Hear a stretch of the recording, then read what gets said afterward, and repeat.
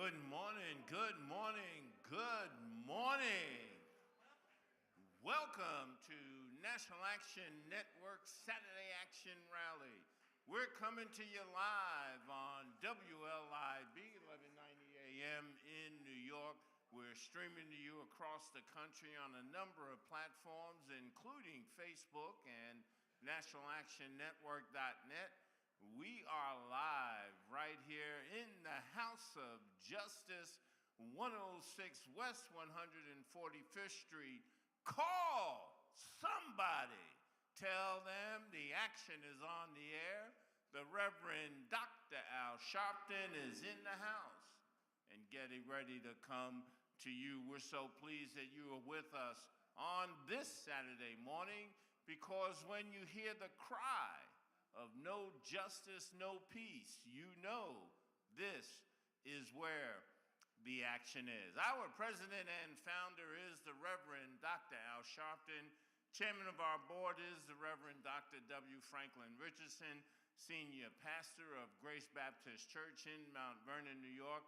I'm Attorney Michael Hardy. We'll be with you throughout the broadcast this morning. We are so pleased to have with us for our inspirational word this morning, the Reverend Delvin Moody. He's from the House of God Church in Freeport, New York. Of course, if it's Saturday, you know our musical director who's on the road this week, but sitting in is one of our original. Bavon Neal will be here today to lead the charge of our musical segments. And of course, if it's Saturday, Katrina Jefferson will be here to ask you what's on your mind. That's right. She wants to know what you're thinking about, my Lord. There is so much going on across the country, across the state, in the city, probably in your own home. There must be something that you want to share with Katrina Jefferson and let her know what's on your mind. Of course, if you can't get here or you've not had an opportunity to share with Katrina, you can still do so and she'll let us know. You can call her at 877-626-4651 or email at whatsonyourmind@nationalactionnetwork.net. Of course, the Reverend Dr. Al Sharpton is in the house, so we're ready for you.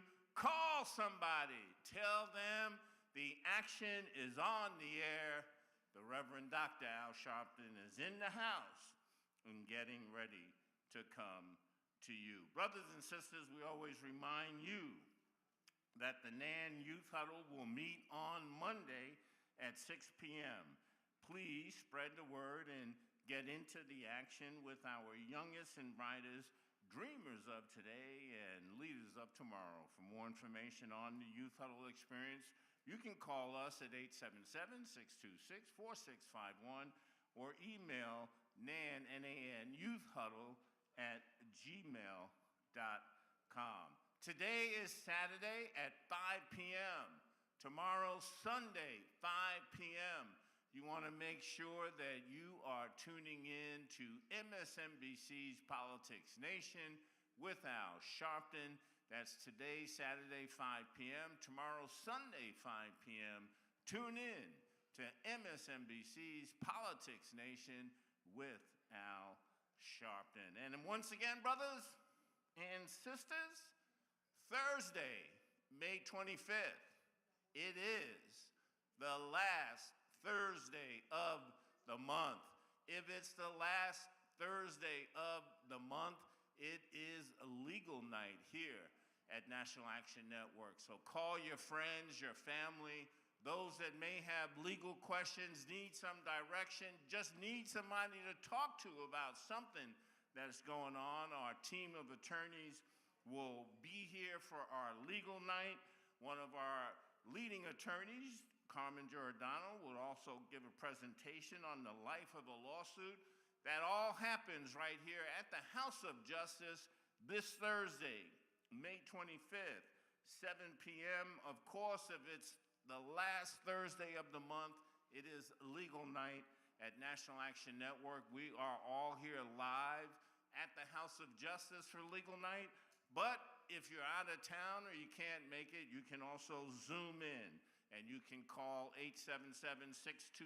877-626-4651 to get all of the Zoom in information, or even stop by the House of Justice and pick up a flyer. So once again, brothers and sisters, it's Saturday. The action is here. We're ready for you. And right now, our Vice President of the New York City chapter is going to come with some additional information for you. Our dear Dr. Alvin Ponder. Thank you, Attorney Hardy. Good morning, brothers and sisters, listeners and viewers, and thank you for tuning in to another Saturday Action Rally with the National Action Network. Here's some information to keep you in the know. Jordan Neely laid to rest.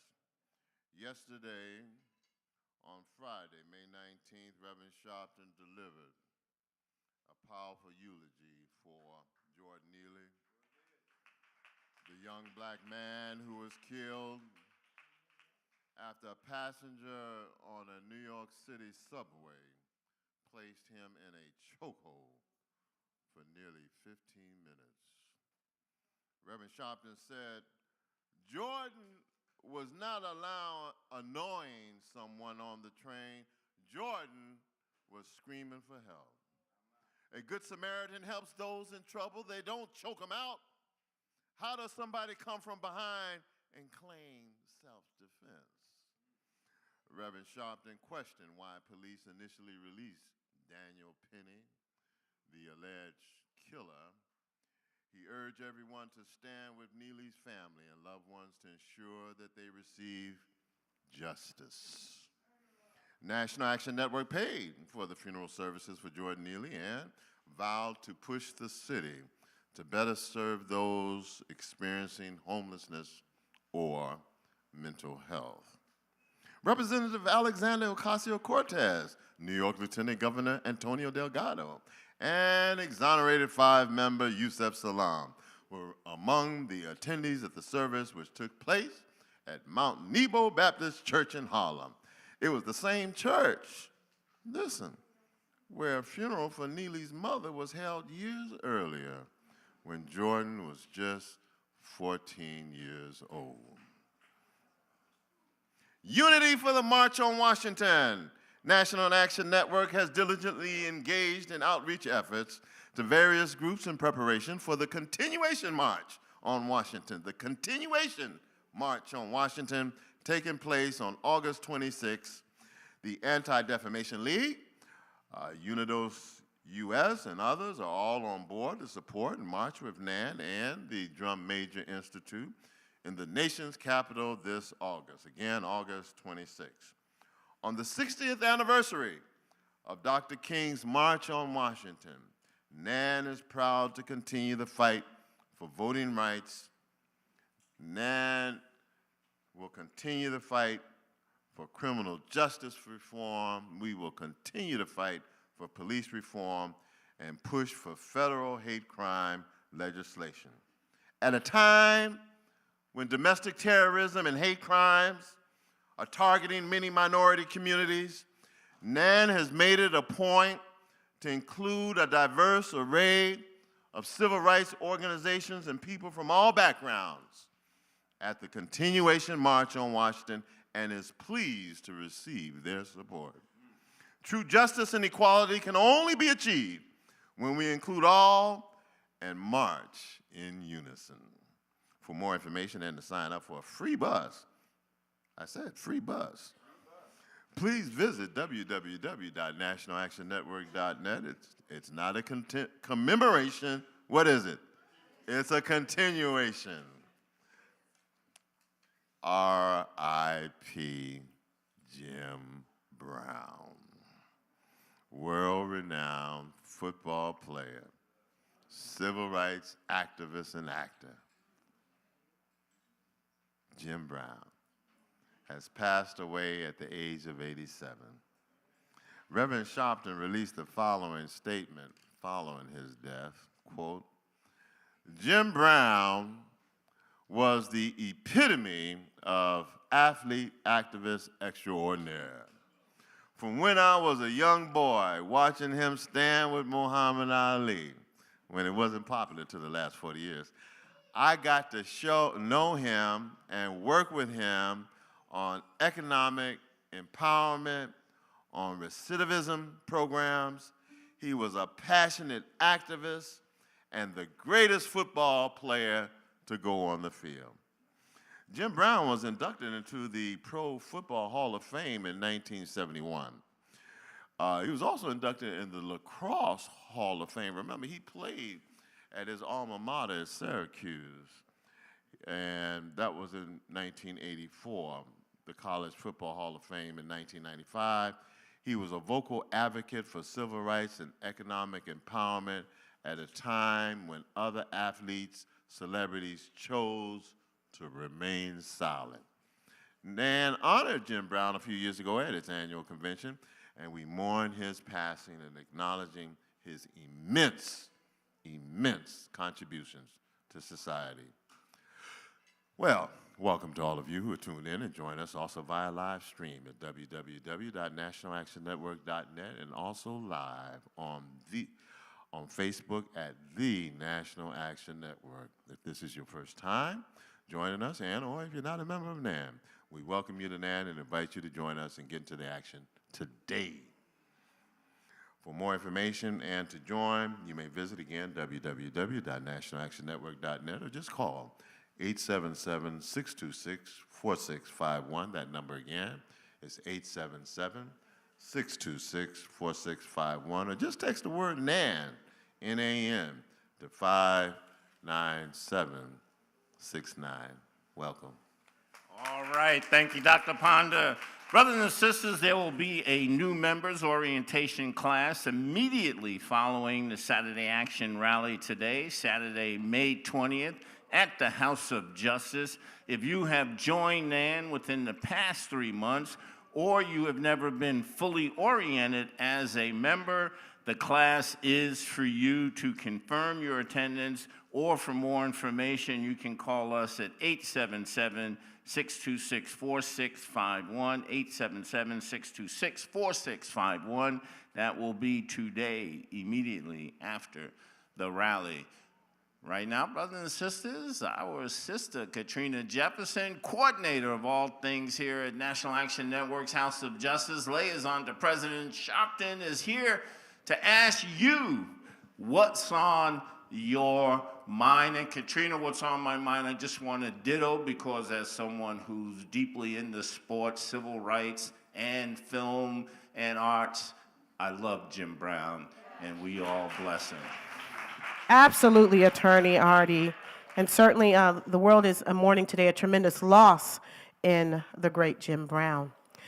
Welcome to another weekend's conversation of What's on Your Mind, where you, the community, you, the people, have the opportunity to interact with us here at the National Action Network 24 hours a day by emailing your thoughts, your viewpoints. You know, maybe it's something you overheard while you were driving into work or shopping in the supermarket, or you heard on the radio and you want to bring it to the forefront. Well, guess what? This format, this platform, this space is for you. You can email us at whatsonyourmind@nationalactionnetwork.net. Again, that email address is whatsonyourmind@nationalactionnetwork.net, or you may call us at 877-626-4651, or if you are in the New York City area, you can join us here live here at the House of Justice. We're going to open up this weekend's conversation with an email sent from our very own Rodney Jones of Queens, New York. The U.S. Senate made history yesterday by confirming Nancy Abudu to serve on the U.S. Court of Appeals for the 11th Circuit. Abudu is now the first African-American woman, second woman of color, and only the third African-American from Georgia to serve as judge on the circuit court. The circuit has appellate jurisdiction over federal cases originating in Alabama, key state in the South, Florida, another key state in the South, and Georgia.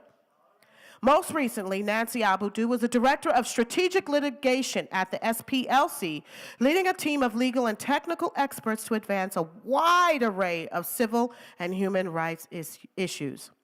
Today's historic Senate confirmation of Nancy Abadou to the 11th Circuit affirms what we have always known, that Nancy is an extraordinarily qualified and experienced jurist who is committed to the U.S. Constitution and upholding the fundamental rights of all people, said Margaret Huang, President and CEO of the Southern Poverty Law Center and SPLC Action Fund.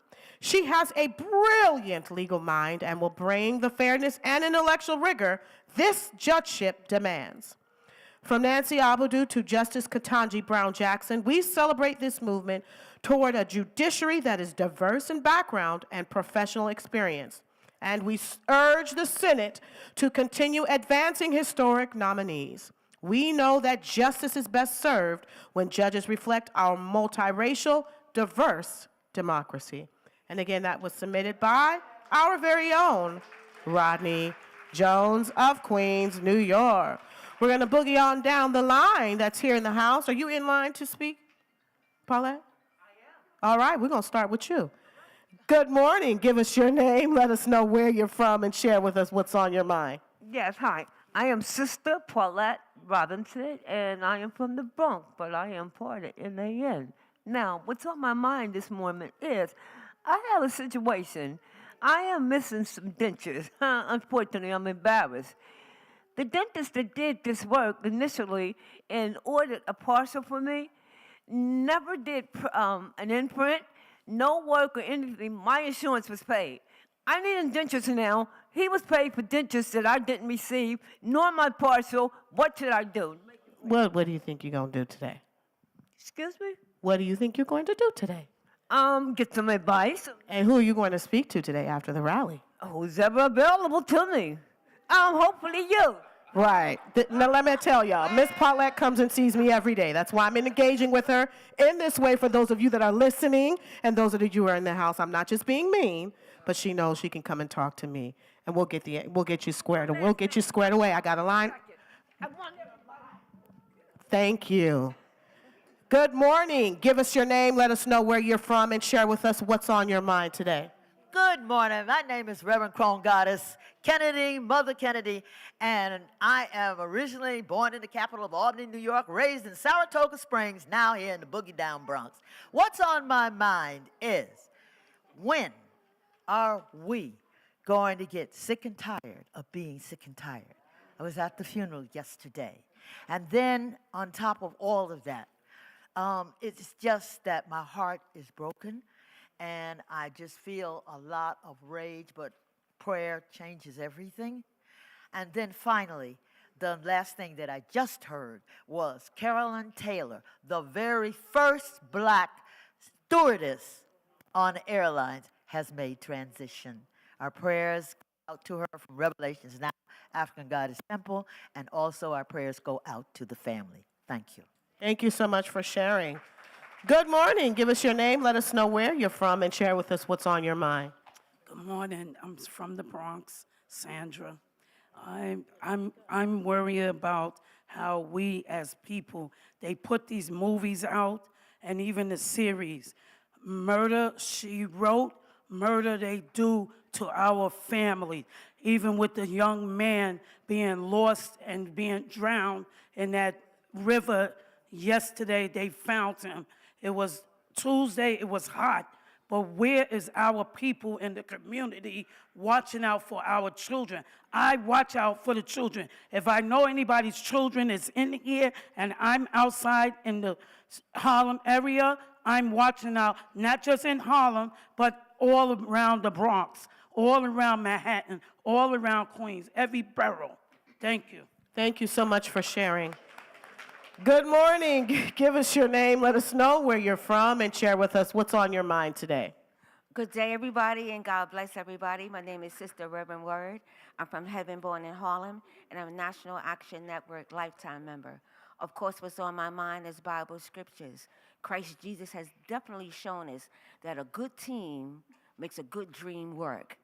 We are fortunate enough to have a Democratic President Biden and Vice President Harris, who are obviously for the people. They are in some serious negotiations with a group of people who really are not on the team for democracy. So what we have to really, really realize, I know it may be hard for some people to know this truth, but we have to vote for Democrats. We need services for people like Jason Neely. There's still homeless people. There's still people who need food stamps, which is a federal thing. So United States must be encouraged to pay their bills, and Vice President Harris and President Biden are definitely able to pay the bills, and they're strategizing, and it will be done. God bless you all, and good day. Thank you so much for sharing. Good morning. Give us your name. Let us know where you're from and share with us what's on your mind today. Good morning, everybody. I'm Brenda Ricketts from Yonkers, New York, and I just wanted to remind the NAN Education Committee members and those who'd like to join the committee that we have a committee meeting today after the orientation. Thank you. All right. Meetings. We know we have new members orientation. We also have an entrepreneurship series happening today, and then the Education Committee will be meeting today as well in the back of the auditorium. And we are going to close out this week's segment of What's on Your Mind with an excerpt. Now, if y'all want to hear a master preach, and I mean a master at it, I would Google, YouTube, anything from Reverend Al Sharpton. If you've ever seen him do a eulogy, I mean, to occupy the space of pulpits across this country and to move in a way and a style with such grace, with such passion, with such impact, and sway the crowd. I mean, yesterday's funeral, the echoes round, I mean, they were loud and loud and louder and louder and louder and louder until we ended the funeral and we're outside where folks were yelling, "No justice, no peace." I mean, it became the church's cry, the parishioners' cry, the attendees' cry, Jordan Neely's cry. And it is almost as like his spirit took over the spirit in the church, and so here we have it. So if we look angry, we are, but we're not mad. Difference between going mad and being angry. Yes, we're angry because we are at another funeral we shouldn't have had to be at. Yes, we're angry because you see our children as objects rather than human. Yes, we're angry because you keep choking us to death rather than building us up. But we won't stop till we change this nation. We won't stop until we change this city. We won't stop until the Jordans get help. When they scream, we're going to help them, not choke them. We're going to stand up. If there is no justice, there can be no peace. And that concludes this weekend's conversation of What's on Your Mind. Keep in mind, everything you heard here was simply the thoughts and the viewpoints of the contributors and do not reflect those of the National Action Network directly.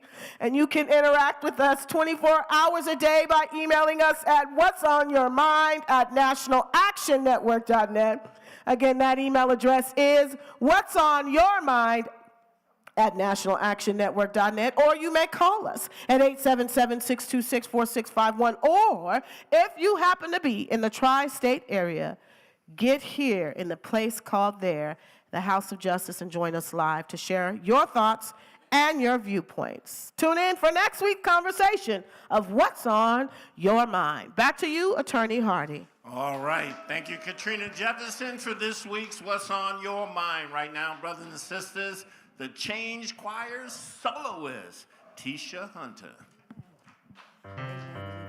Good morning, everybody. How many know that he's able this morning? If you know God is able, come on, clap your hands with him. Come on, clap your hands this morning. Here we go. Hey. He's able. Come on, clap your hands and sing. He's able.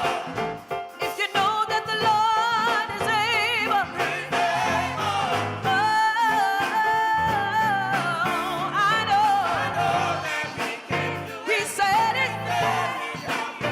Listen, hold on, my brother. A change is gonna come. Be strong, my sister. For your work is not done, no. Just keep on believing and hold on tight.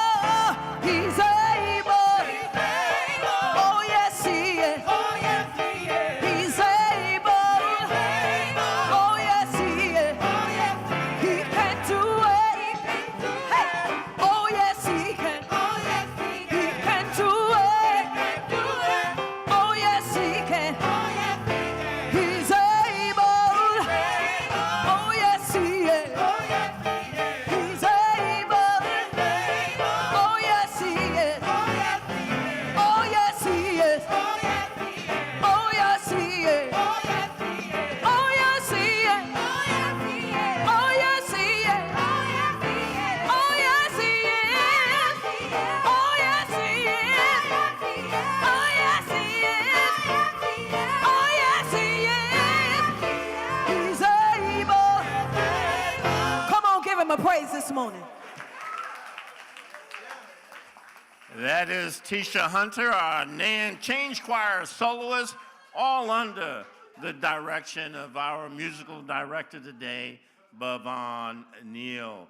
Brothers and sisters, want to quickly remind you again, there's going to be a new members orientation class immediately following the rally right here at the House of Justice. If you're listening and you need information about after the rally today for the new members class, 877-626-4651. And then once again, this Thursday, May 25th, it's the last Thursday of the month, which means it's legal night here at National Action Network. We'll be here live. And if you can't make it or you're out of town and you need to Zoom in, call 877-626-4651 to get all of the sign-in information for legal night. Again, it's the last Thursday of the month. It's legal night at National Action Network, 877-626-4651 for all needed information. We're going to go in the house, brothers and sisters. In the house is all about the work of the committees here at National Action Network. And heading that up, he is the New York Operations Director. He'll bring on his special guest today. It is our Reverend Dr. Malcolm Byrd with the word on In the House. Good morning, National Action Network. This is the day that the Lord has made. Let us rejoice and be glad in it. Join us this coming Monday at 11 a.m. in front of the office of the Queens District Attorney's Office for a rally demanding justice for Nolan Farrell and Reverend Keith Gadsden. Come on, put your hands together. These brothers deserve our support, and our president and founder, the Reverend Al Sharpton of the National Action Network, has enlisted the full support of our network to get behind these brothers to demand their exoneration. Are you going to join us Monday at 11 a.m. out in Queens? Tell someone, share the word, come and bring someone with you as we fight the good fight. The worst thing that could ever happen in life is to walk into a space and not feel welcomed when you walk into the space. The National Action Network has a remedy for that. We have a welcome committee, and the president of our welcome committee is Sister Inola Tucker. She will come now to share with you information about the Welcome Committee, what they do, how they operate, and how you can be involved. Don't you feel welcomed already? Put your hands together as we welcome the president of our Welcome Committee, Sister Inola Tucker, to share information of her committee. Thank you, Reverend Byrd. Good morning, NAN family, and welcome to the National Action Network. My name is Inola Tucker. I'm a lifetime member and the chairwoman of the Welcome Committee. I have a question for you. Why should you want to join the National Action Network? Well, I will share with you why I joined the National Action Network, and maybe you too will be inspired to do the same. My journey here at the National Action Network started when I volunteered and joined NAN Second Chance. This committee educates and raises awareness of what is happening in our prisons and jails that affect people who are incarcerated. The journey didn't stop there. I would hear Reverend Sharpton every Saturday saying to the new members, turn around and face the audience and welcome them. Welcome them to the National Action Network. And that's when the idea of the Welcome Committee came into existence and the creativity of the Welcome Package, and the rest is history. Amen. I have been volunteering ever since. Would you do that too? Yes, you can. Just call 877-626-4651. That's 877-626-4651. Join today. Sign up. Become a NAN member. We have many committees that you can get involved in here at the National Action Network. It is just that simple. How many lifetime members do we have in the House of Justice? Can you make some noise? So I will share with you an update on some of the activities that the NAN Welcome Committee has done. NAN Welcome Committee provides welcome package to all NAN new members. You may ask, what's in the welcome package? The welcome package is filled with information about NAN organization, upcoming events, and useful items that you will be happy to have. The Welcome Committee sets up a table on Saturdays, specials events, ready to display t-shirts, pins, caps, and buttons for anyone who are interested.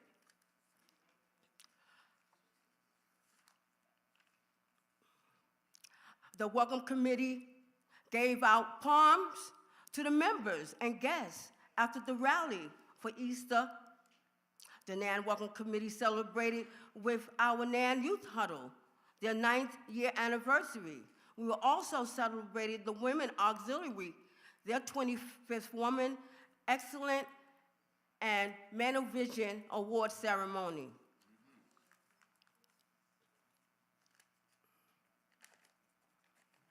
On behalf of the Reverend Al Sharpton and the Welcome Committee,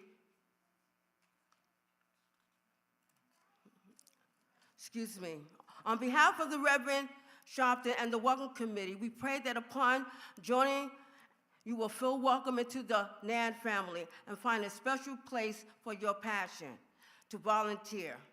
Call now, right now, at 877-626-4641. 51, for more details. Or if you here at the House of Justice, when Reverend Al Sharpton welcome new members, get some pep in your step and lightly fist bump Reverend Sharpton and join the NAN family. So make that commitment to be the change agent in the vineyard of God righteousness that our community needs to see. And lastly, but certainly, congratulations on your 32nd years fighting the good fight for the civil rights for all people. No justice? No peace. Thank you. All right, thank you, Inola Tucker, our Welcome Committee, and thank you, the Reverend Dr. Malcolm Byrd, our New York Operations Director. Right now, brothers and sisters, our musical director today, our guest musical director today, Bhavan Neal. Yeah.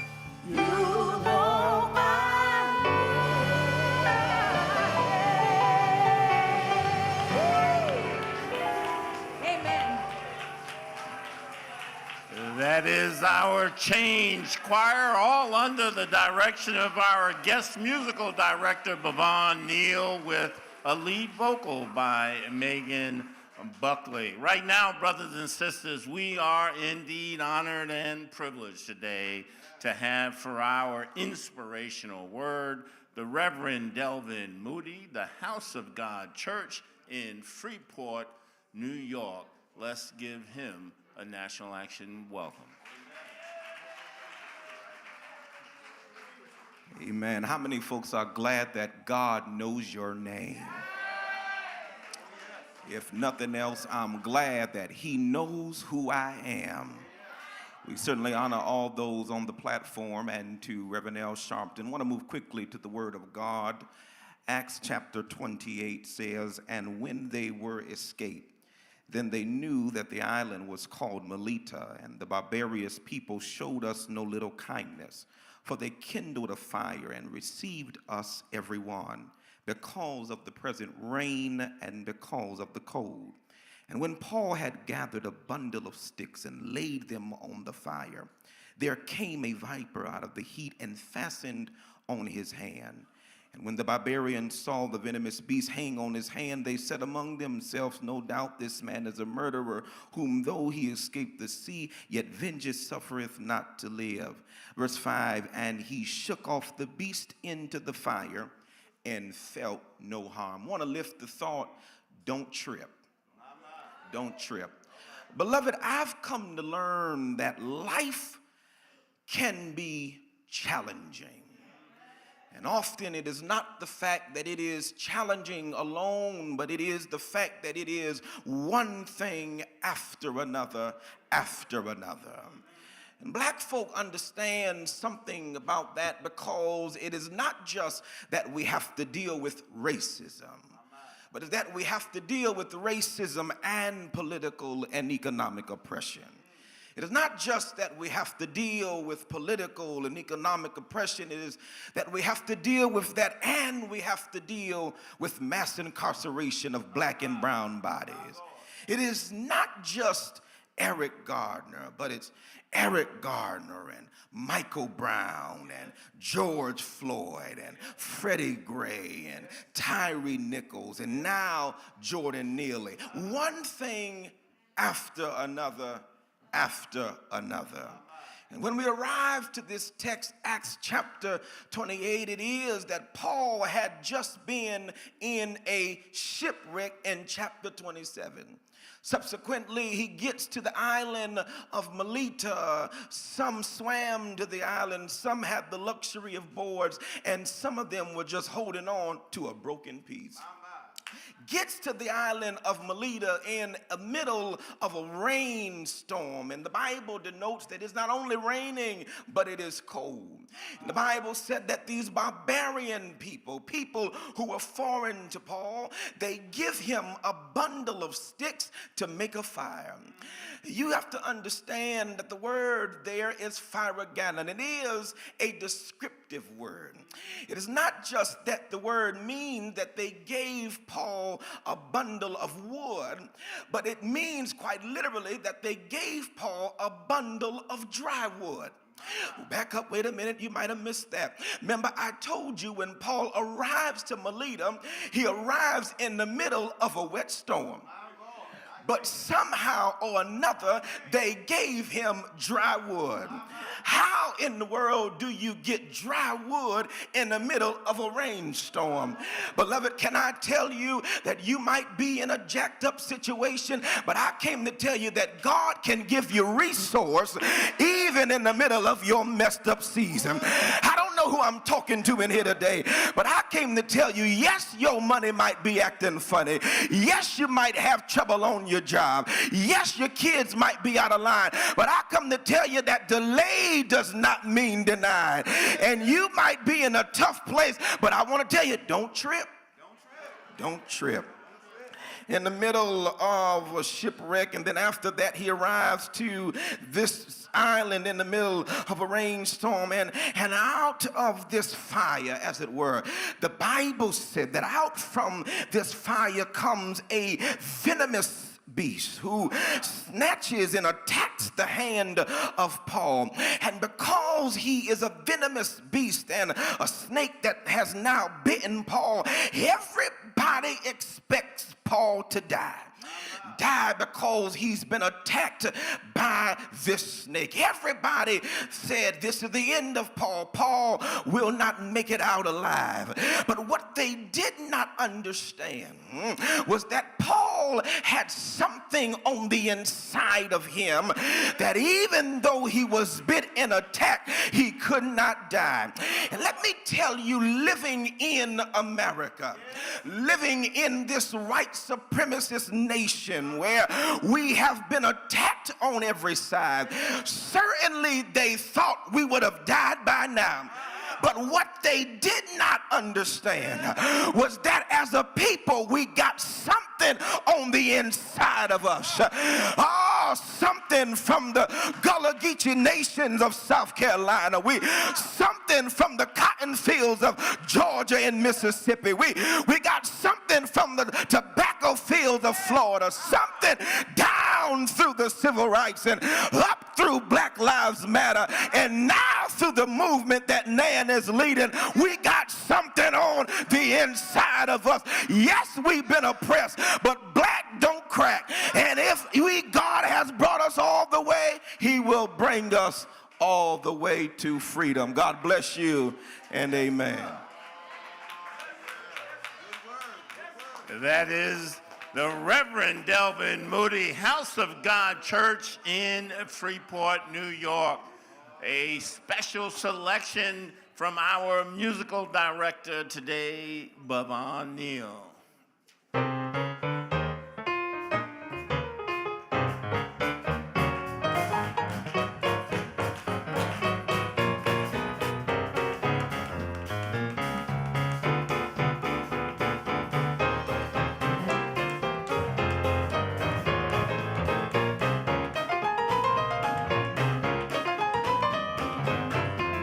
Here we go. The Lord said, He's blessing me right now, oh, right now. Come on, say, the Lord is blessing me right now, oh, right now. He woke me up this morning, started me on my way. The Lord blessing me right now, oh, right now. Say, he woke me up this morning. I was lost in my right mind. He did not let me sleep too late. He woke me up. He woke me up.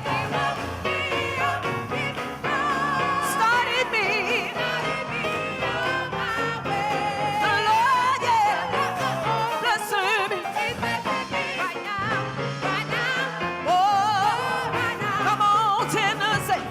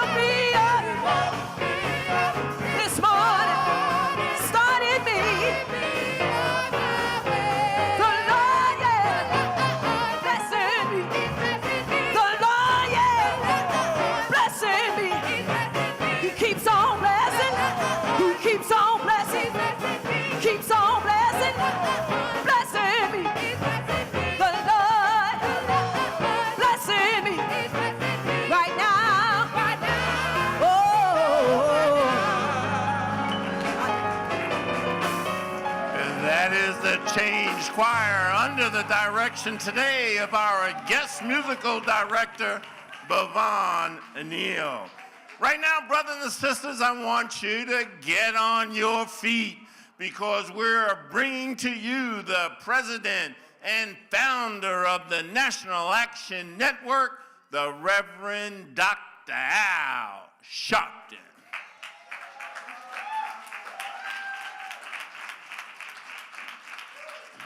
No justice. No justice. No justice. No justice. What do we want? What do we want? What do we want? When do we want it? When do we want it? When do we want it? When do we want it? Fist bump the person next to you. Tell them you love them.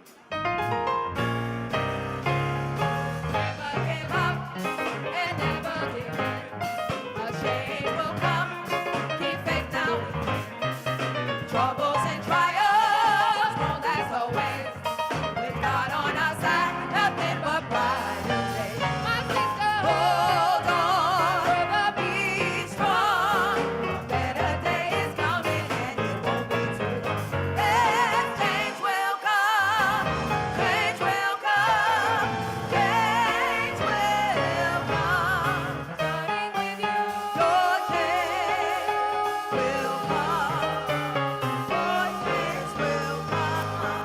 Starting with you, your change will come.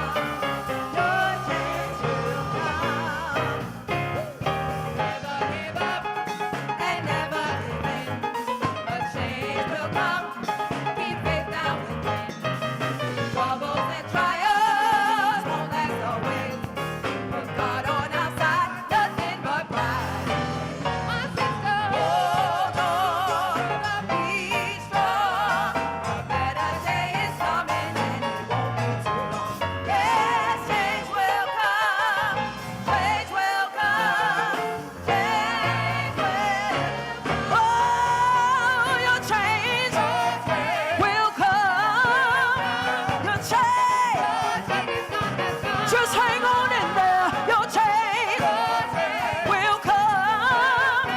Your change, oh, your change will come. Your change, say, change will, change will come.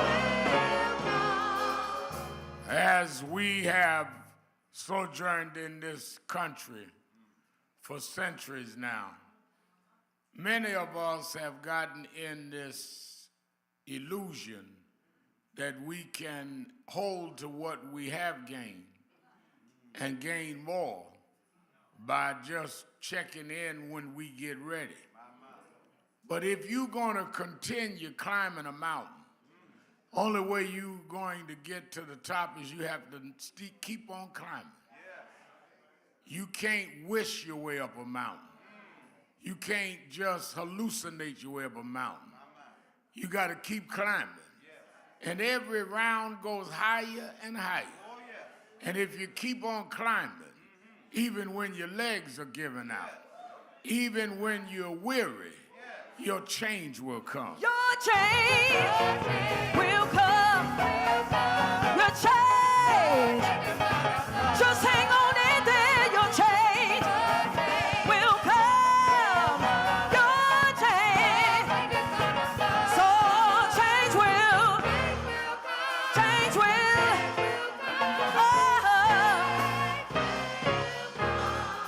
When I was growing up, they used to sing a song in church that the race isn't given to the swift, nor is it given to the strong, but that those that can hold out, those that can keep going, those that can hold out to the end, your change will come.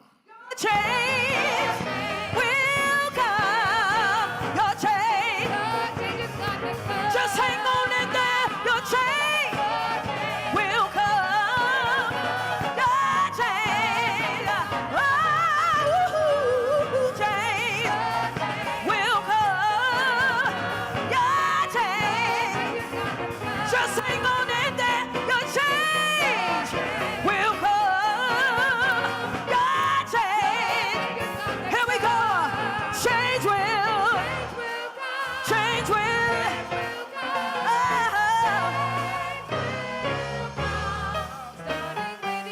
Your change will come. Your change will come. National Action Network, Change Choir, give them a big hand. Give them a big hand. Certainly we're happy to be with you another Saturday morning for the Saturday Action Rally for you that are here live at the House of Justice, 145th Street and Lenox Avenue, Malcolm X Boulevard in the village of Harlem. And for you that are listening live on 1190 WLIB AM in New York, we're happy to be with you again to give our report on where the action is. Give a hand to our presider, Attorney Michael Hardy. And give a hand to our musical director today, Bravon Neal. And give Chris and the players some, give Chris and them a hand. And of course, give a big hand to our inspirational speaker, Reverend Delvin Moody. Reverend Delvin Moody, give Delvin a minute. Let me say quickly, and I want to get into several things, but I want to reiterate that right after the broadcast today, around 11:30, we're going to have new members orientation. And we don't just have people join. We want them to be active and understand what they're active about. And a lot of people join organizations, and the reason they're not more involved is because no one ever explains to them the functions of the organization. We have just right here in the New York City chapter about 24 operating committees. And when we had brought on to the team to work with our local leaders, the president and vice president of the chapter, and then our coordinators and liaisons to me, both Katrina Jefferson and Reverend Stephen Marshall, we brought on Reverend Dr. Malcolm Byrd to make the engines even charge faster. So we want you that are new members, make sure you're here by 11:30 for orientation. We also, right after that, our men's auxiliary is having a business entrepreneur training series. You know, one of the things that we came out of our national convention last month was talking about business and economic empowerment and development. We had everybody from Magic Johnson to Robert Smith, the black billionaire who has so many businesses. There's no reason to convene and talk about that. I have people call my radio show, we need to build our businesses, and don't know how, and don't know the process, how you get started, what do you do, what don't you do, things to watch out for. God called me and said, I don't know all about this politics. I want to see us build a business. I said, well, all right, where are you going to build your business? I'm going to build it right in the neighborhood, all right? Do you have a zone license to do that? He said, what's that? I said, it's the thing going to stop you from building your business. You can't just go out in your yard and build a business. So that's why the men's auxiliary of the New York City chapters doing this business entrepreneur training series, train you how to deal with a business, train you how to develop a business, train you how to market and get customers and sell your product. You can't just say, I'm black, come buy from me. I got to know what I'm buying is what I need. Hello? So we're going to have that starting at 1:30 this afternoon.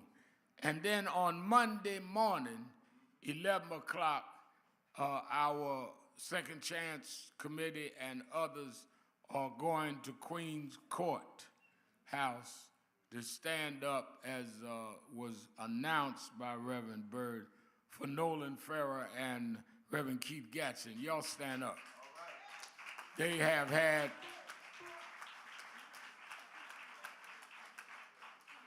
they've had wrongful convictions in our judgment. And even though it's been years ago, even before this administration out there, we want this administration out there to expedite how we review these cases. Because you can't continue to prolong somebody that has done time wrongly and now trying to go back and live in society and take care of their family.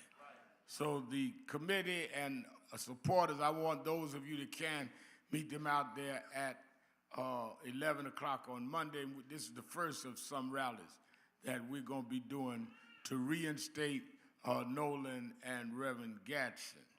And I was reading in the paper this morning that Reverend Gatson was outside the funeral yesterday playing some secular music. I had left. I didn't know you had a little DJ in you, Reverend, but we'll talk about that later.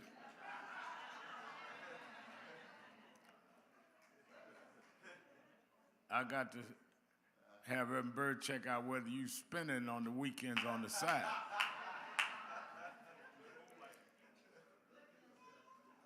And then let me reiterate, it's been announced that last Thursday of the month, is legal night. You that have legal questions, that are in legal situations, and you may not have $50 to get a legal consultation. We do it here once a month for free. We have a team of lawyers. This is coordinated. This is coordinated and started by our Vice President and General Counsel, Attorney Michael Hardy, and do it now in several cities.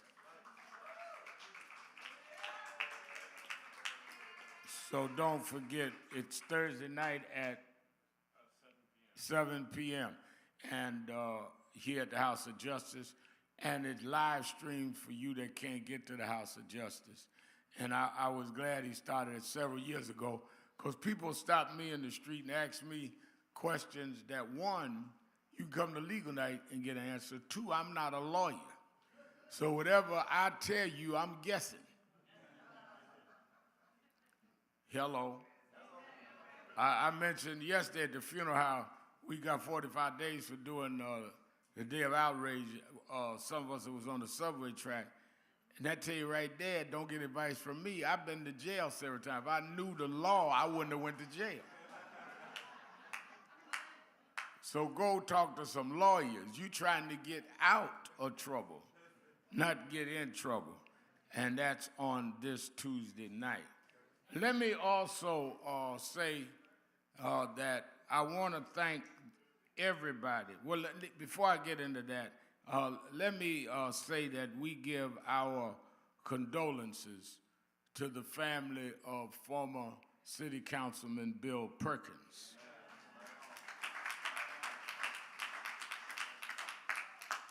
Bill Perkins served as a member of the state legislature, the city council, has been an activist, and we've known him down through the decades. And he passed the other day, and his funeral, his wake will be Wednesday. We're live. Let's welcome our Impact TV family. Give them a hand. And Wednesday at First Corinthian Baptist Church will be the wake. I believe it's around 7 p.m.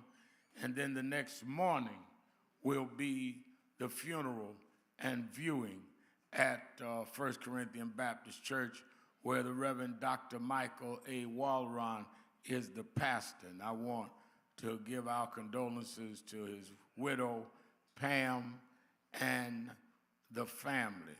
And Reverend Walron, by the way, has a new book coming out. I got a copy. Y'all can't get it to come out in a couple weeks, but I already got a copy. It's a great book. I got home, he had sent it to the house. I was up half the night reading his book, so I'm going to try to steal a little of the message before it hits the store, so they think I thought it up. Once it go on sale, y'all know where I got it from. But it's a great book, and he's a great preacher and speaker. I don't know nobody better than Reverend Michael Walron. Give him a hand. He's on our national board and does my radio show with me on Tuesdays. Let me also say that we give our condolences to the family of Carol Taylor. And I think I heard Reverend talk about that and about how she was the first black airline stewardess, and how she also is the author of the Little Black Book. And many of us know down through the years Carol Taylor. Give Carol Taylor a big hand.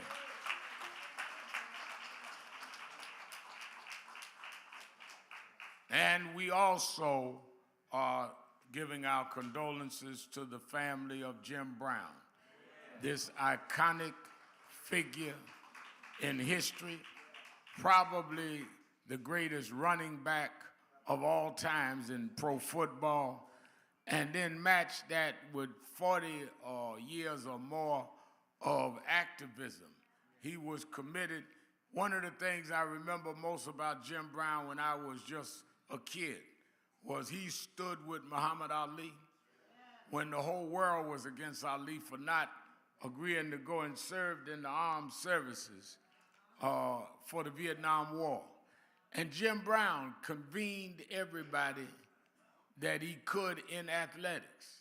Lou Alcindor, who later became Kareem Abdul-Jabbar, and others, had them come to Cleveland and stand with Muhammad Ali. He stood with a lot of those in civil rights in the 60s when he was the biggest thing in football. You very rarely see professional athletes today stand up like that. And when Colin Kaepernick did stand up and took a knee, many of them left him out there by himself. And others came and made their move on his sacrifice. But Jim Brown did it himself and never stopped. He fought recidivism and stood up for gangs and formed organizations. And I'm glad to have known him. I'm glad that, in fact, we honored him one year at National Action Network. Came to our Keepers of the Dream dinner, he and his wife, Monique, and we certainly joined the country in honoring the memory and the legacy and the bravery of Jim Brown. Give Jim Brown a hand.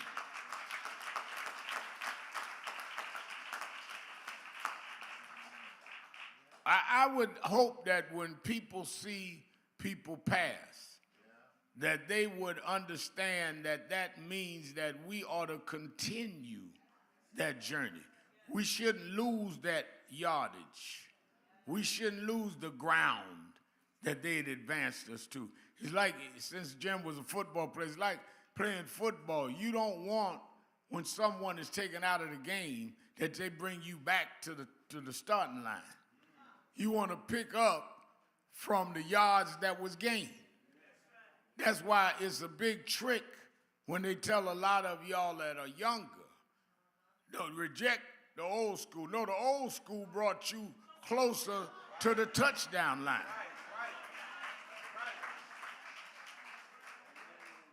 If they brought you from the 10-yard line down and you get to the 2-yard line and decide you want to do something different rather than go cross the goal line, then you mess up the game.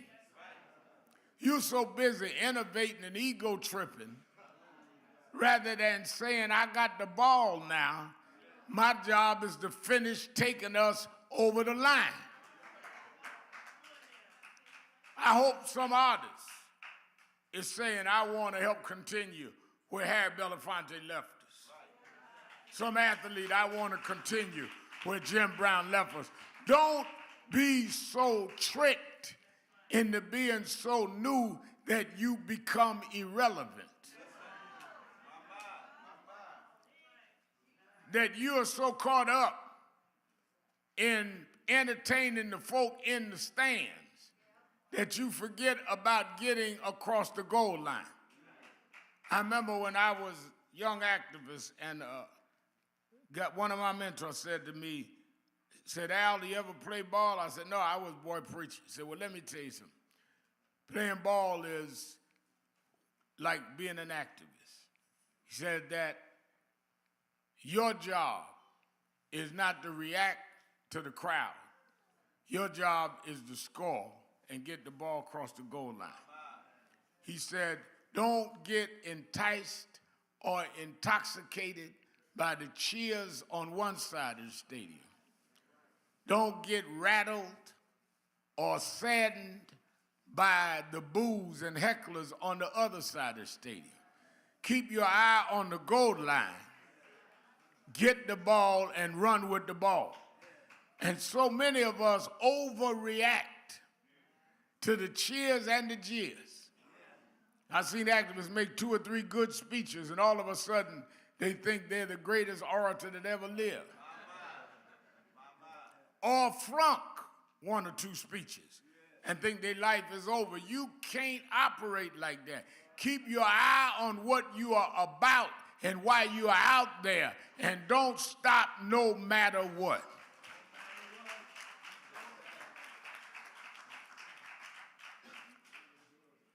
In that spirit, I want to thank all of you that came out and supported the family yesterday of Jordan Neely. And it was a great send-off, but that was only the send-off. Now we've got to stand with the attorneys and Lennon Edwards and Dante Mills as they navigate along with the DA's office. One, let me tell you, they being the defense lawyers for the choker, who is now indicted, they're going to try to appeal that case. They're going to try to bring it up and say, knock out the indictment. They're going to go through that process. And if they do, then they go to a higher court and get it reinstated. Then we'll finally get a trial. This is a marathon run. Don't walk out of the church and say, I'm glad we did that. That's over. It has just begun. And we must stand with Zachary and the father and his Aunt Mildred and everybody until they get justice. Why? Because if they don't get justice, they have set a legal precedent that anybody can get up on a train and take matters in their own hand, and even if somebody ends up dead, it is allowed by law. The legal precedent is a danger to all of us. Let me also salute in that. I'm going to get back to that precedent, because a lot of folk don't understand what the point is that we're looking at. Let me, but first, give a lot of credit to Reverend Johnny Green, pastor of Mount Nebo.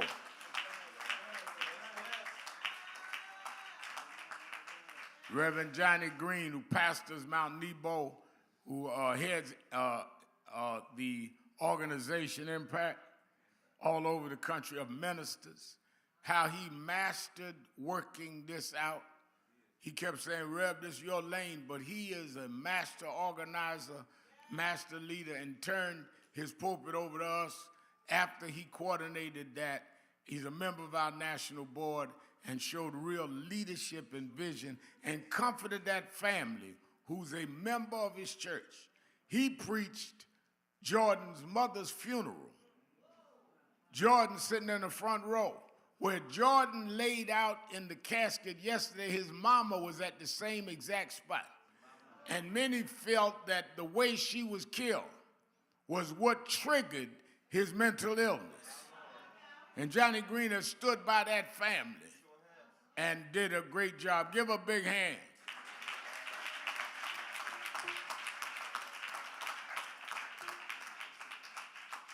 And also the assistance of other ministers there, Reverend Patrick Young, who is the pastor of First Baptist Church, doing a great job, by the way, out at First Baptist Church in Queens. And then, of course, Reverend Bird helped, and Reverend Bird got it. You know, Reverend Bird be talking so much around here, you know, with the young folk, because he ain't 40 years old yet. Right? He'll be 40 in August. He'd be about half the age of some other people. I didn't say nothing. I didn't say nothing about the founder of Legal Night. I didn't call nobody's name. But he talks so around here that you forget that he is a trained preacher. You know, he in here, we got to get this done. Yo, get this move. Hey, yo, do that. He got up at the funeral yesterday, and so I said, is that Bird? He put on his ecclesiastical talk yesterday.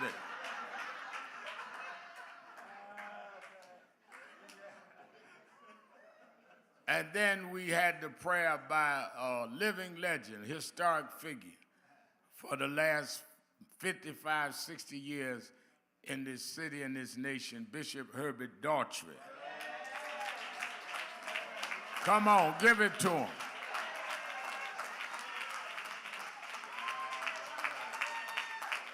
That's right, that's right.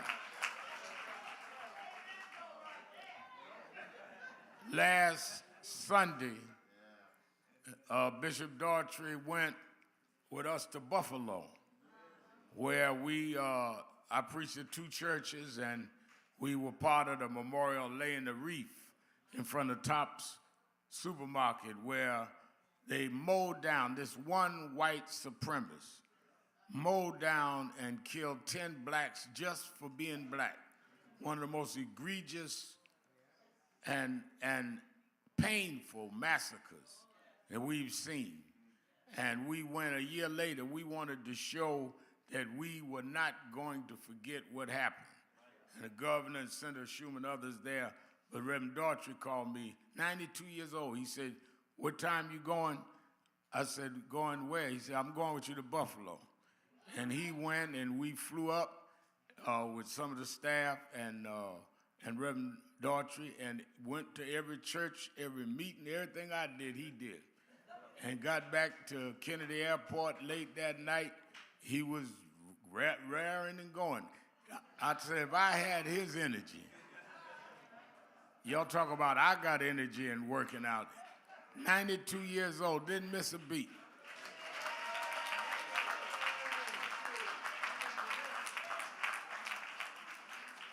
And lucid and clear. Some of y'all 30 can't remember nothing. I was telling my daughter Ashley and Rachel Nordlinger some old war stories, and every story I told, I'm talking about stuff happened 40 years ago, he'd finish the story. He said, no, let me tell you how this happened at this march. And then we got back to the airport in Buffalo, and he ran into the little newsstand, come back with a box of chocolates, saying, you know, it's Mother's Day, I got to bring home something for my wife, Sister Karen. I said, well, you get home late. At your age, you could have got away with saying you forgot it's Mother's Day.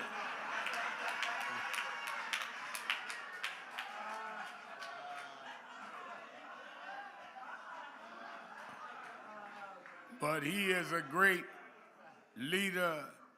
spiritual leader as well as civil and human rights leader, and we love and respect him. Let me also say to the family of Malcolm X, whose birthday was May 19th. And I was talking yesterday at the funeral, the widow of Huey Newton was there, one of the founders of the Black Panther Party. And she came over and said to me, we may have different tactics and strategies, but I respect what you're doing. And I said, likewise. And we make, as an organization, come out of the King School of Thought, but you respect everybody that committed their lives in a way that benefited all of us.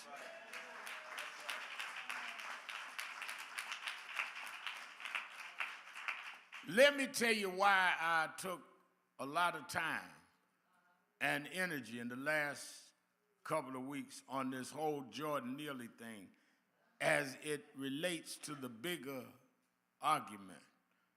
And that is that vigilantism in this climate is something that we cannot tolerate. Hate crimes against blacks and Asians and Jews and Latinos and LGBTQ have gone up. That's why the March on Washington that we're having with Martin Luther King III and Andrea King is important that we have everybody there. I've been meeting with all the groups because they're targeting anybody other than white males. I want y'all to get this now. White supremacy means I don't even care if you are my color. If you're not a white European male and my religion, you are a target and not a true American. What they're trying to say now is only true Americans are white males. Now, if you go back in history, when they founded the country, only white men that owned property could vote. One of the reasons why we're fighting voting rights, people don't understand, they have always tried to design voting as something that we couldn't participate in. For all of those that talk about, well, I don't see what voting does, it does a lot of things because other than that, it is up to the few to decide how you and I are going to live. If they did not want to stop us from having the right to vote, they would have never structured in the beginning that women and everybody else couldn't vote. Now, blacks wasn't even in the discussion because we were not brought here to be citizens. We were brought here to be servants. You know, a lot of folk that be grumbling and mumbling about I don't see enough done. You need to look at the whole journey. And the whole journey will make you understand what has and what has not happened. We were brought here, when I look at this whole immigration fight, we have a moral standing that we deal with anyone that wants to come and live a better life in a better place. But don't get confused. We did not come here looking for a better life. We were brought here to create a better life. We were brought here as servants. We were the result of a slave trade. A lot of y'all get confused about this. They traded and bought us from other Africans. You know, that make a lot of us uncomfortable. But they wasn't trading with themselves. And then brought us over the Atlantic, most of us dying. And those that survived were the ones that were the base of the American economic strength that built the country. They did not even go toward a law of a constitution. 1776 onto the Bill of Rights, 1776 and all that, was over a century after we were enslaved at 1619. There was no law when they brought us here. There was no declaration. We preceded all of that. So if you go from being chattel slaves, property, all the way to being president, you have a different view of the journey. When people talk about ain't nothing happened, they're not talking fact, they're talking about their lack of understanding history.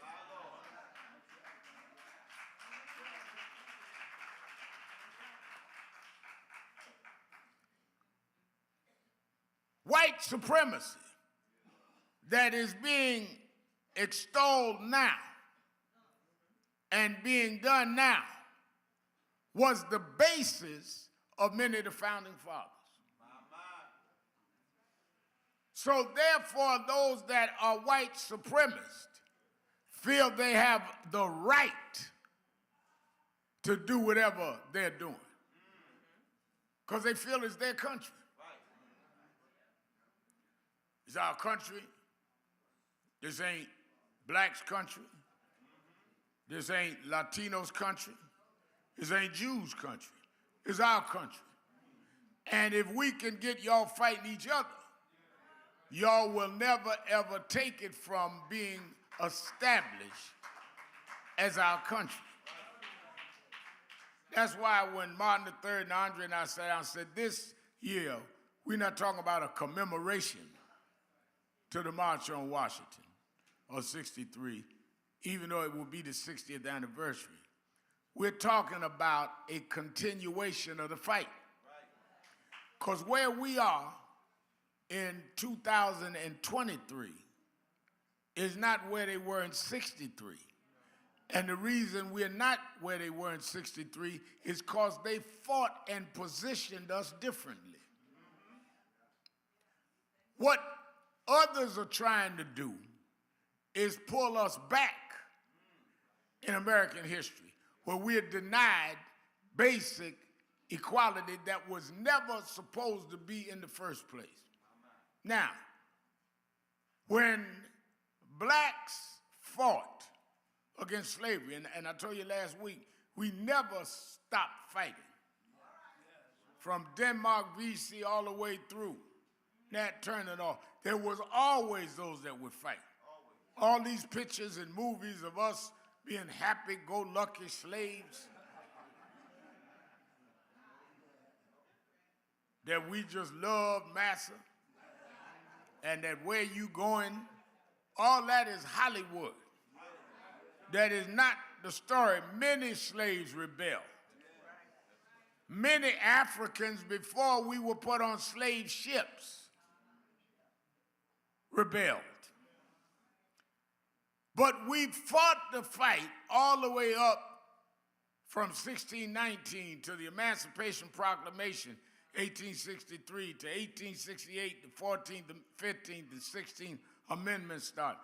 All the way to Brown versus Board of Education 54, all the way to the Civil Rights Act 64, Voting Rights Act 65. It's a whole long legal and political battle that people died and gave their lives along the way. Didn't happen automatically. None of it would have happened without a struggle. And none of it will be maintained without struggle. That's why you got to connect the dots to know where you're going.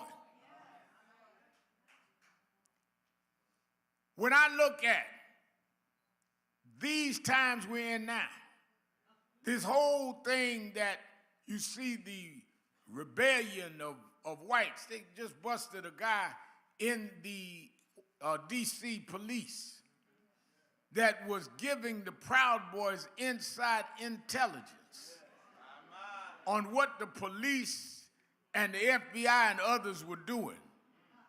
This is how intrinsic this is. That's why, going to my point, why this case means a lot to us. If, in fact, they allow it to be legal for a man to get up on a train and grab a man from behind, put him in a chokehold, two others hold him down, and kill him. If that becomes legal, then what becomes a legal premise for you or I?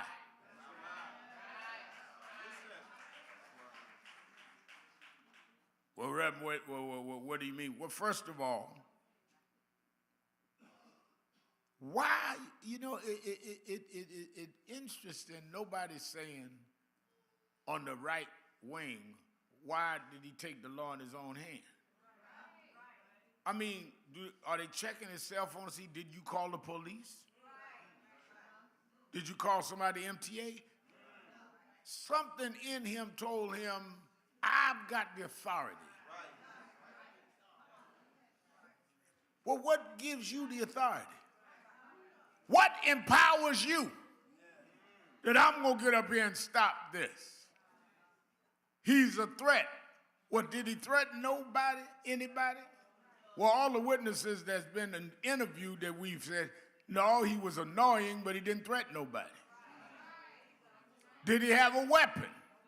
No, he was unarmed. Well, when you brought him down and two guys holding him, and you felt him go limp, why did you keep choking him? And why don't we know the name of the two guys that held him down?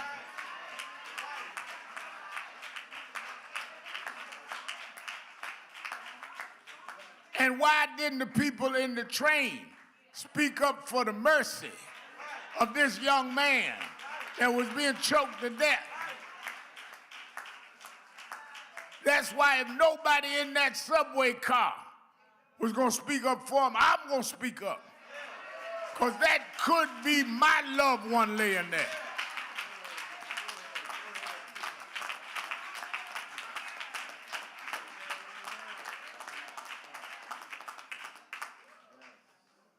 Well, he was hollering and screaming.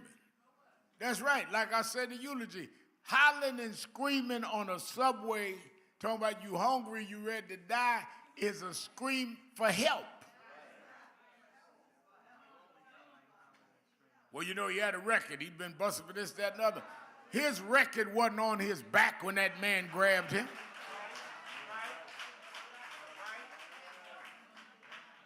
If you give non-law enforcement civilians the right to use lethal force, and they decide what is the level of annoyance, then they'll decide that about anybody. He was hollering and screaming. Well, suppose if they got on the train, and some have, from churches, hollering and screaming, you need to go to church.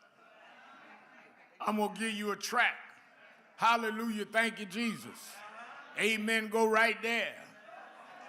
Does that mean they can grab you and say you too annoying and choke you to death? I mean, who decides what's annoying? And who decides the level of annoyance that justifies legal force? This is not just about Jordan Neely. This is about all of us.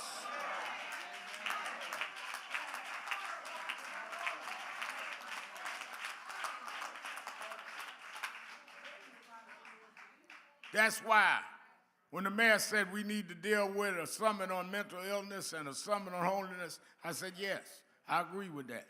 And I told them that the Neely family and the lawyers need to be involved. There was a systemic neglect. They say this young man was on the 50 list, top 50, of those that have been in and out of the system that should not have been available. Well, why was he available? And that goes back years. This didn't just happen under this administration. Go back years. And there are people right now walking the streets with mental illness that should be under some attention. The cities got departments for that have been neglected for years. And that needs to be corrected. That's beyond who you like or don't like politically.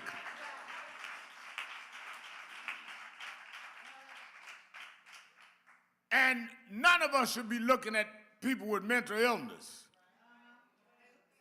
strangely. We all have members of our family that have mental illness. We all have had bouts with depression. Don't act like every day been a great day for you.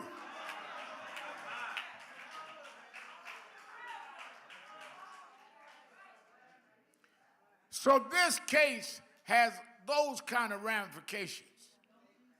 Now the right wing, Fox News and them, were sharp and broad in race. Well, let me tell you what I said. What I said was that if this young man who had been an impersonator of Michael Jackson had been a young white man impersonating Elvis Presley,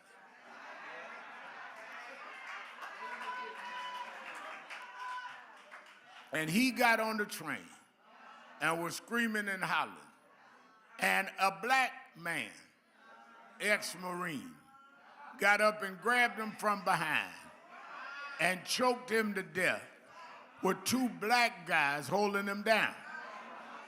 What I said was, I do not believe that when they brought that black guy to the precinct, they would have let him go on his story.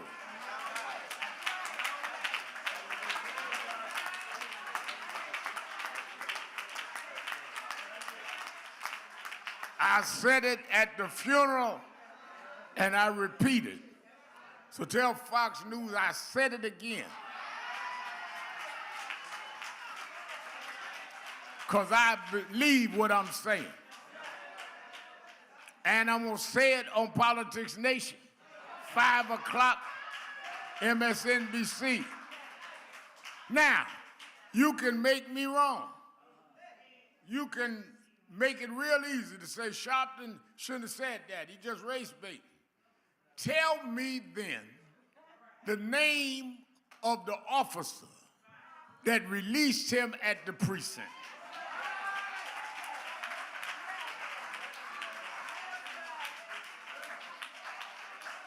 If race was not a factor, and the guy or lady that rule let him go has an exemplary record on race relations, then tell me who it is. But you can't hide who made the call and tell me I shouldn't look at history and say I don't believe that they would have done that if that was the other way around.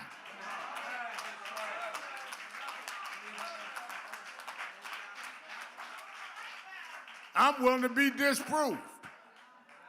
But isn't it interesting that they're not talking about who decided to let this guy go? I mean, think about that. Now, you got a dead body. A man with no law enforcement, wasn't a member of the police or nothing else, choked him to death. You took his story down and said, okay, go home. Well, who decided that? That needs to be investigated. And we're going to stay on this. And the more y'all attack us, the harder we're going to fight. And this family ain't got to fight by themselves.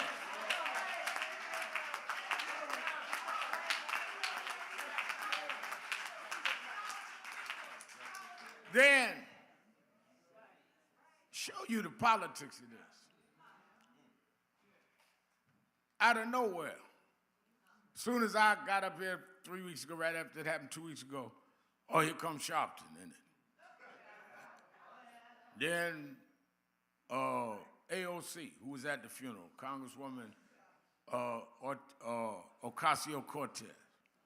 Oh, here go AOC now.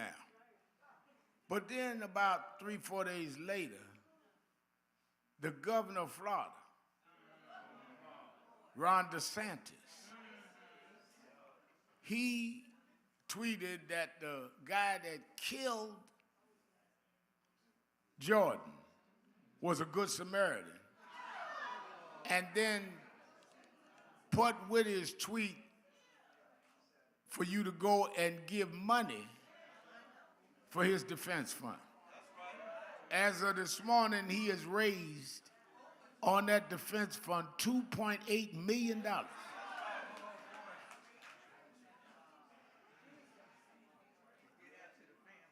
$2.8 million. Now think about it. Why are people sending, these people ain't never rode a subway all over the country. But what they see is the right to establish taking things in their own hand. Why aren't law enforcement people saying he didn't have the right to take law in his own hand? Where are the law enforcement unions? He didn't have the right to take it into his own hand. Either you represent law and order or you don't. And that brings you in this political climate. DeSantis is supposed to announce he's running for president this week. Tim Scott, the black Republican U.S. Senator from South Carolina, filed that he's running as of yesterday. Now, Tim Scott been to our Washington, D.C. gatherings, cordial, nice guy. But the reason that when they formed the committee on the George Floyd Justice and Police Act, and we're going to be with Terrence Floyd on this week, Thursday, they're doing a 3rd anniversary to George Floyd's killing at Convent Avenue Baptist Church. I believe it's 7 o'clock. Y'all ought to support it. But legal nights at the same time. Maybe y'all that don't have a legal situation can go. But George Floyd Justice and Policing Act, they passed it through the House, and they get to the Senate, and they formed a committee to try and get it through the Senate. It was 3 people that were key. Senator Kamala Harris, this before she was vice president, Senator Cory Booker, New Jersey, Tim Scott. And they kept saying, we got it, it's moving, it's making progress, telling the family, telling the lawyers, telling me and those of us involved. They finally come back and said, Cory Booker, we can't get it through. By then, Biden's president. Biden had lobbied for it, calling everybody. Kamala Harris, vice president, calling her constituents, her colleagues rather, that had been in the Senate with her. Can't get it through. I said, well, what happened? Tim Scott, the Republican in the group, said I can go with most things, but I can't go with qualified immunity. Qualified immunity means you could sue police personally. So you got the most moderate guy running, Tim Scott, that don't believe police ought to be liable for what they do, all the way to a Ron DeSantis that's trying to ban black studies and women's studies and LGBTQ and decide he's going to have a fight with Mickey Mouse.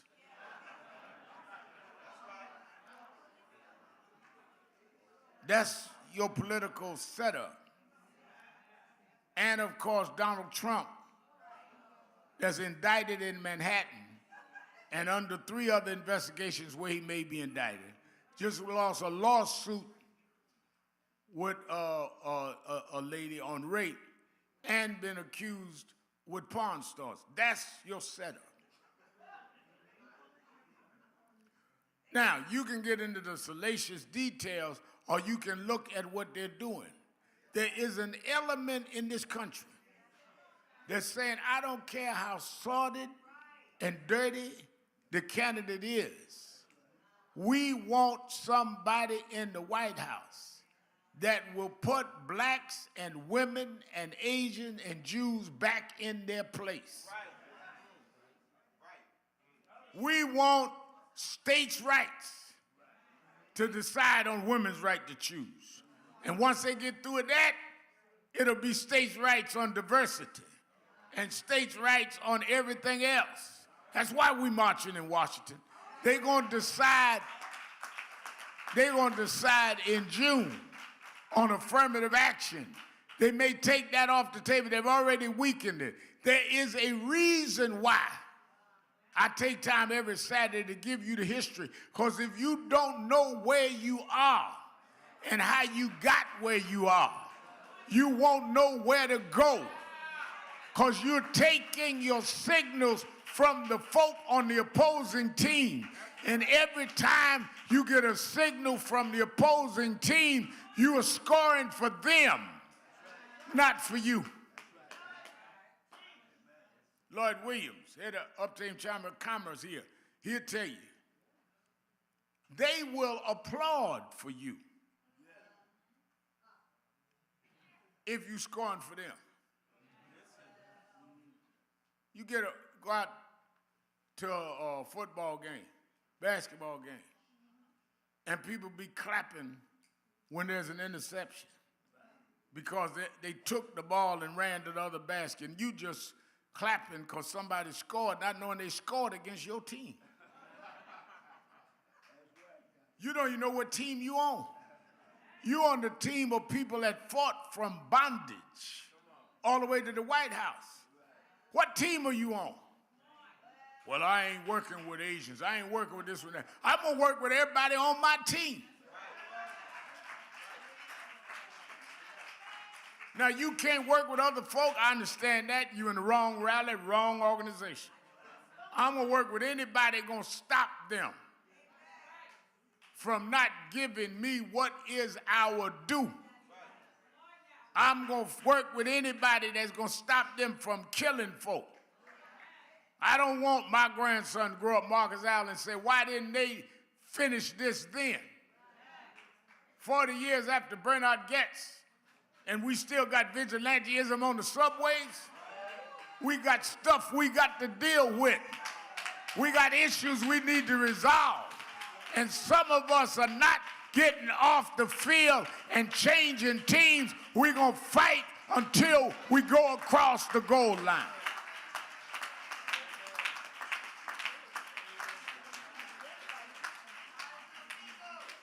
Reverend, don't you feel like sometimes it's one step forward and two steps backward? Yeah, I do. Don't you feel like every victory they come back with a defeat? Yes, that's what a struggle is. But I learned growing up in church that it's never going to be easy. Somewhere I read Bishop Daughtry, by his stripes, we're healed. Y'all want healing with no stripes. Y'all want to have Easter with no Good Friday. I come from a religious belief that you can strike me, you can beat me, but from the stripes, I'm healed. I can take the nails in my hand. I can take the nails in my feet. Shoot your best shot, but I'm still going to get up, because the God I serve is not the God of Calvary, it's the God of the resurrection. The story didn't end on Calvary. The story ended when he rolled a stone back. And if we keep fighting, if we keep believing, if we keep marching, we'll rise. We'll rise, never to fall again. You never thought we'd get this far, but we wiped our tears. We took our bloody days and we kept on going, and we won't turn around now. I won't turn back. I can't turn back. I shall not turn back. I come too far. I come too far from where I started from. I started with chains. I ended up president. I come too far from where I started from. Nobody told me. Nobody told me. Nobody told me the road would be easy. I don't believe he brought me this far to leave me now. That's why the last request Dr. King made was he said to Ben Branch, orchestra leader for Operation Breadbasket, they were having a rally that night at Mason Temple Church of God in Christ. And Dr. King leaned over the rail and said, Ben, I want you to play my song tonight. Precious Lord, take my hand. Lead me on. Let me stand. I'm tired, weak and worn. But through the storm, he didn't say there wasn't going to be no storm. He said through the storm. Some of y'all get a little upset, want to give up when you see a storm. Nobody ever promised you wouldn't be a storm. Even in your personal life, there are going to be some storms, but through the storm, through the night, guide my feet to the light. Take my hand. I can't make it by myself, but take my hand. Sometimes I get discouraged. Take my hand. Sometimes I feel they stab me in the back, but take my hand. Sometimes it feels like nobody on my side, but take my hand, precious Lord, and lead me on. By his stripes, I'm here.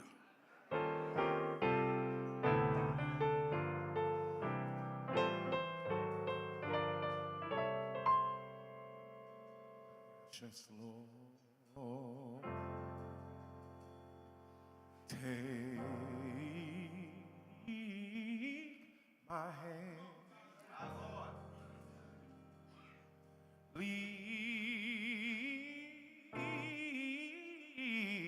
Lead me on. Go ahead, brother. And let me stand.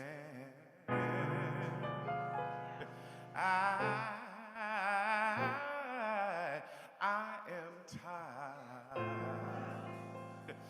Sometimes I even get a little weak. I am worn, but through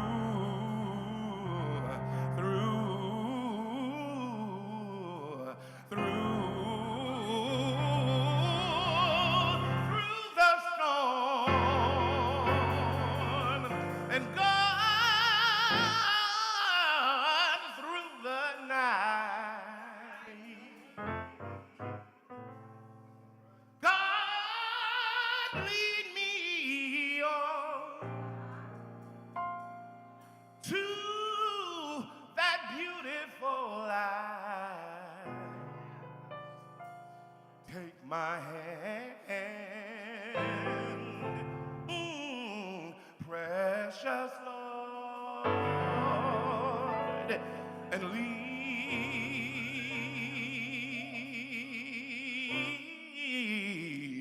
lead me home.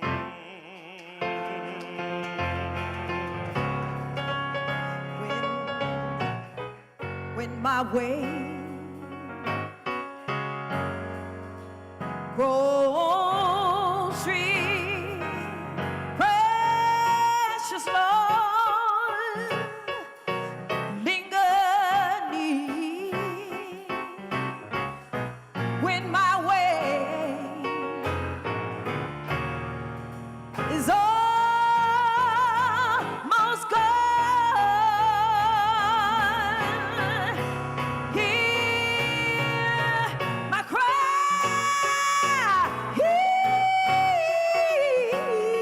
hear my call. Precious Lord, hold my hand, lest I fall.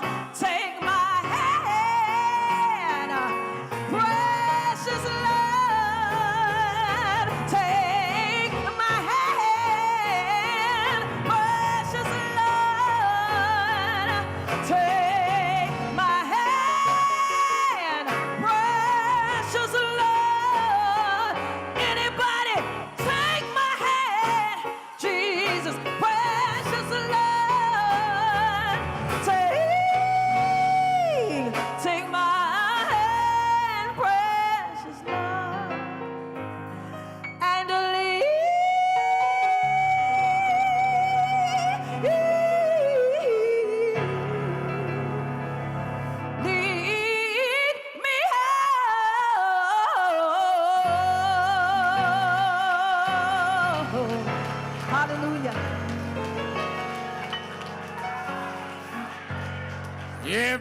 Everybody's singing.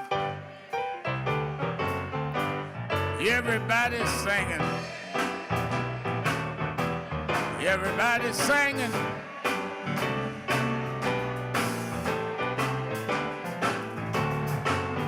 Everybody's singing. Everybody's singing. Everybody's singing.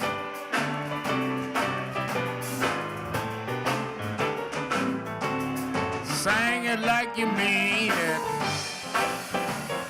Sing it like you mean it. Sing it like you mean it.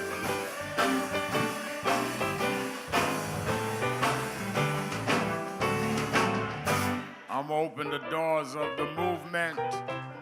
There may be someone here today that has never become a member of National Action Network. You hear us on the radio, you see us on the news, but you never became a signed-up member of the National Action Network. If you're here in the auditorium, just come on down to me and let us sign you up right now. Come on, come on, come on, come on. Don't look at nobody, just come on. Be a part of this movement. You that are listening on radio, you can go to www.nationalactionnetwork.net, or you can call at 1-877-626-4651. 1-877-626-4651. And you can join on the phone. Come on, come on, they're coming from everywhere. Come on. Everybody's singing. Everybody's singing. Everybody's singing.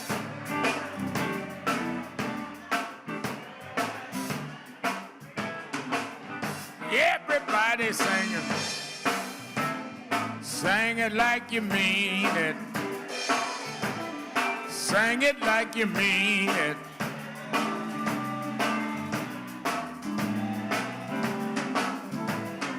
One more time, y'all.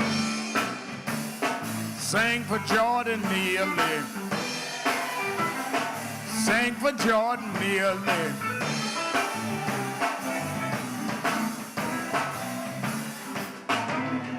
One last time, y'all. One last time, y'all. Everybody's singing.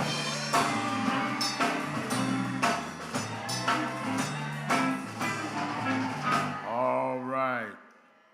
We are getting ready to raise our offering, and I'm going to let you go. I say 9 to 11. I'll try to stay as close to it as I can. I need everybody to give the best of your ability. If I knew Bravon was going to sing, I would have charged at the door.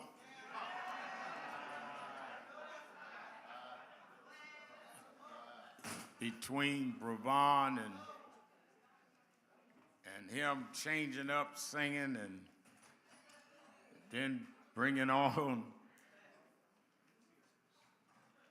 Tisha and then Camilla dancing, I might have to rearrange what we do at the door here. We got a whole entertainment thing. Give Bravon Neal and Tisha a big hand. And Camilla, all of them, Tisha Hunter and all, building up our